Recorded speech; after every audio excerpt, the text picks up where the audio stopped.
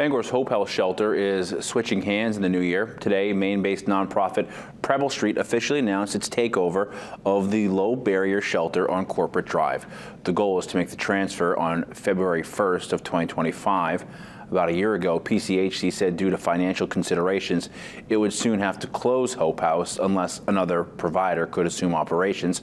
Preble Street expressed interest from the start, but the deal hinged on state funding. Governor Mills and the state legislature included 3 years of direct support for low-barrier emergency shelters in this year's supplemental budget. Leaders at PCHC say Preble Street has been fantastic to work with.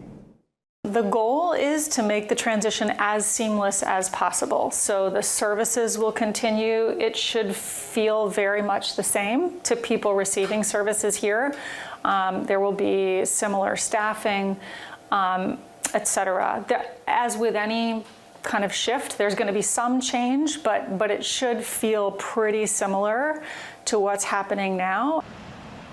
PCHC will still operate the primary care health clinic right next to the shelter, as well as the nearly 50 transitional housing units on the property.